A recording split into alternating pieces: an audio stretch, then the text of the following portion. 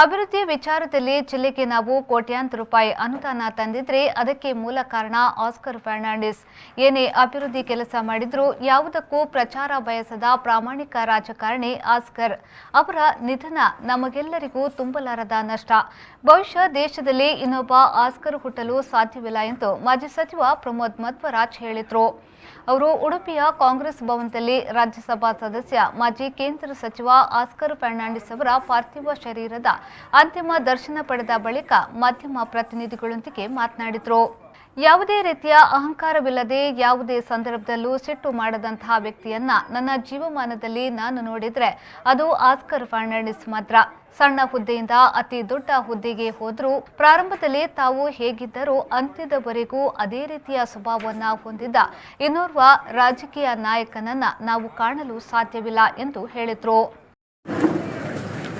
ಯಾವುದೇ ರೀತಿಯ ಅಹಂಕಾರ ಇಲ್ಲದಂತ, ಯಾವ ಸಂದರ್ಭದಲ್ಲೂ ಸಿಟ್ಟು ಮಾಡದಂತ ಒಂದು ವ್ಯಕ್ತಿಯನ್ನು ನನ್ನ ಜೀವಮಾನದಲ್ಲಿ ನಾನು ನೋಡಿದ್ದಕ್ಕೆ ಅದು ಶ್ರೀಮಾನ್ ಆಸ್ಕರ್. ಸಣ್ಣ ಹುದ್ದೆಯಿಂದ ಅತಿ ದೊಡ್ಡ ಹುದ್ದೆಗೆ ಹೋದರೂ ಕೂಡ ಪ್ರಾರಂಭದಲ್ಲಿ ತಾನು ಹೇಗಿತ್ತು ಅಂತ್ಯದವರೆಗೂ ಅದೇ ರೀತಿಯ ಸ್ವಭಾವವನ್ನು ಹೊಂದಿರುವಂಥ ಇನ್ನೊಬ್ಬ ರಾಜಕೀಯ ನಾಯಕನನ್ನು ನಾವು ಕಾಣಲಿಕ್ಕೆ ಸಾಧ್ಯ ಇಲ್ಲ.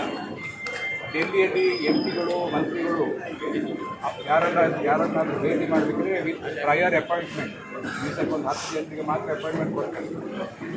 ಅಪಾಯಿಂಟ್ಮೆಂಟ್ ಇಲ್ಲದೆ ಕಟ್ಟ ಕಡೆಯ ವ್ಯಕ್ತಿಗೂ ಕೂಡ ಭೇಟಿಯ ಅವಕಾಶವನ್ನು ರಾತ್ರಿ 3 ಗಂಟೆ 4 ಗಂಟೆವರೆಗೂ ಕೊಟ್ಟಿದ್ದಂಥ ಏಕೈಕ ರಾಷ್ಟ್ರ ಆಸ್ಕರ್ ಫರ್ನಾಂಡಿಸ್ ಅವರು.